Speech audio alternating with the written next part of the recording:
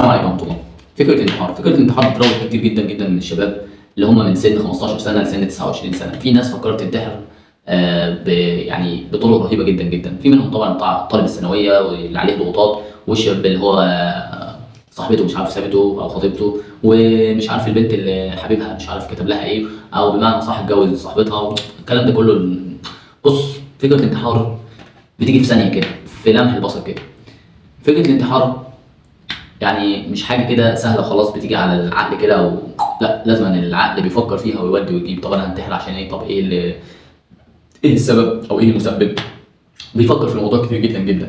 مين اللي بيجيب فكره الانتحار للشاب او الشابه او الشخص اللي هو عايز ينتحر، سواء كان سنه او شخصيته ايه او الكلام ده كله؟ فكره الانتحار في الوقت ده او في اللحظه دي بتندرج تحت وساوس الشيطان، بتندرج تحت الاحباط او الاكتئاب او اليأس او قله الايمان او ما الى غير ذلك من الكلام ده كله. مش هقول لك قله الايمان، عن قله الايمان دلوقتي بقى فيها حط تحتها يعني 3000 خط. لان بورسيس العابد زمان، اللي هو لو تسمعوا قصته، كان راجل عابد وراح له الشيطان على هيئه واحده واغتصبها والكلام ده كله وما الى غير ذلك، وكان بورسيس العابد ده بعيد عن الناس كلها. فاللي انا عايز اقول لك عليه، مفيش حاجه اسمها بعيد عن الشيطان، مفيش حاجه بعيده عن الشيطان ان هو يوسوس لك في دماغك ويعمل بيك ما يشاء، لان هو اخذ فكره طبعا انك انت تسيب الدنيا وتسيب الكلام ده كله وتسافر.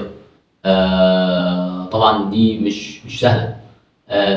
في ناس بتسافر بالطياره تروح جزيره بعيده، في ناس بتسافر بالعربيه تروح مكان صحراء، في ناس بتسافر بالقطر تروح مكان بعيد، في ناس بتسافر بالعجله بالموتوسيكل ماشيا على سير على الاقدام، على حسب مقدرتك ايه وعلى حسب الوسيله المتيسره قدامك. لكن انك انت ترجع تفكر في مشاكلك تاني وضغوطات الحياه تاني، لا، ما تعملش كده، لان الشيطان هيرجع لك تاني. الشيطان بيدخل لك من جميع السكك المتاحه ليه، فانت ما تسيبلوش فانت قفل السكك دي كلها قدامه واجري على ربنا سبحانه وتعالى، اجري. كان عمل الفكره دي احمد الشقيري في كتابه 40. في كتابه 40 احمد الشقيري فكر فكره ان هو ساب الدنيا كلها وساب اسرته والعيله والكلام ده كله وتليفون التاتش والكلام ده كله، ما خدش معاه غير تليفون بزراير، وراح على جزيره الف كتاب اسمه 40. والكتاب ده مشهور جدا جدا وكتاب جميل. كان اتكلم فيه احمد شقيري عن خبرته في الحياه وعن اهدافه في الحياه وعن حياته اليوميه وعن طفولته وشبابه واللي حصل في كل مناحي الحياه، والف كتاب عباره عن 40 يوم. 40 يعني حاجه جميله جدا جدا جدا، من بدايه الخلق الى ان تقوم القيامه. فالمهم الفكره اللي انا عايز اقول لك عليها النهارده، قبل ما تفكر في الانتحار فكر في الاخره، فكر في عبادتك وطاعتك لربنا، فكر في عذاب القبر، فكر فيما بعد الممات، فكر بعد الانتحار. انت هتسيب مين في الدنيا؟ هتسيب همومك ومشاكلك وحياتك وضغوطاتك واخواتك واصحابك وحبايبك وما الى غير ذلك الكلام ده كله في القبر، ويوم القيامه هتلاقي اصعب من ده بكتير جدا، وحط تحتها مليون الف خط.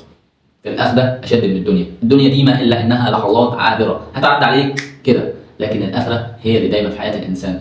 كلما نضجت جلودهم بدلناهم جلودا غيرها. في العذاب في الآخرة في جهنم والعياذ بالله، جلد بتاكله النار بيتغير جلد تاني بتاكله النار، وكذلك الأمر إلى إيه؟ إلى ما لا نهاية، إلى أن يشاء الله ويتصرف في خلقه كما يشاء. المهم فكرة الانتحار اللي أنا عايز أقول لك عليها النهارده ملخصها إيه؟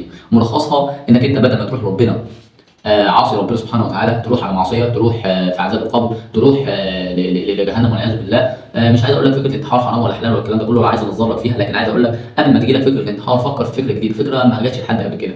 قبل ما تجي لك الفكره دي، قبل ما تجي لك فكره الانتحار، فكر انك انت تلجأ لربنا سبحانه وتعالى، تفر لربنا سبحانه وتعالى. يعني بمعنى صح تسيب تليفونك وتسيب كل حاجه متعلقه بالناس، متعلقه بالنت، متعلقه بكل حاجه، تسيبها كده خالص في البيت او في اماكن غير ذلك الكلام ده كله، وتجري تشوف مكان فاضي محدش شايفك فيه خالص غير ربنا سبحانه وتعالى. وقبل ما تروح المكان ده لازم تتاكد ان المكان ده ما فيهوش حيوانات مفترسه ولا متوحشه ولا الكلام ده كله.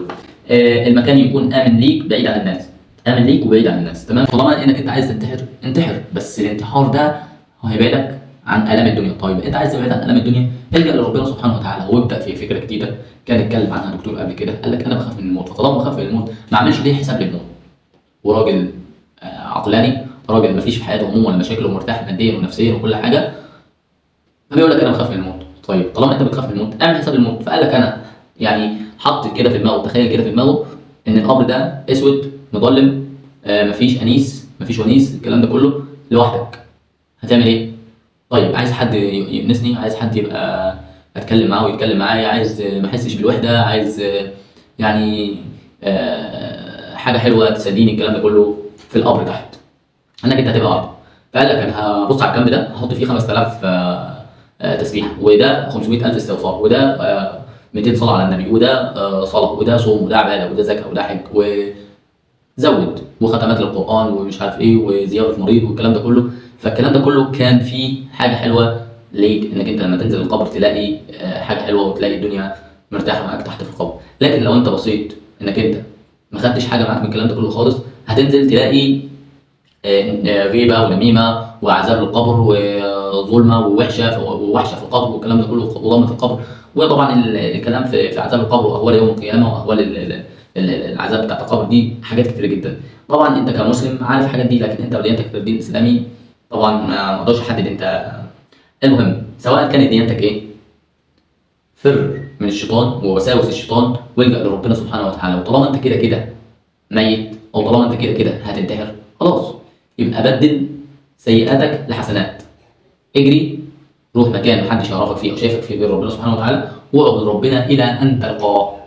اعبد ربنا الى ان تلقاه، اعبده على طاعه، اعبده وانت كويس، اعبده وانت فوضت امرك ليه، اعبده وانت معاه، اعبده وانت هربان من الناس والشياطين والانس والجن والعذاب والهموم والالم وضغوطات الحياه وضغوطات الدنيا، واهرب لربنا سبحانه وتعالى واعبده الى ان تلقاه.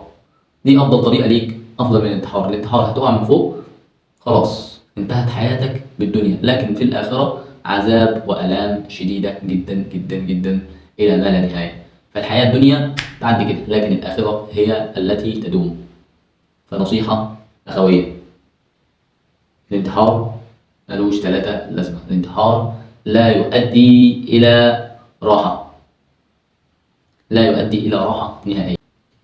خد نماذج للناس المفكره، خد نماذج ايجابيه، وسيبك من النماذج السلبيه. ما تسيبش التفكير يتسرسب لعقلك ويديك افكار سلبيه. شكرا، والسلام عليكم.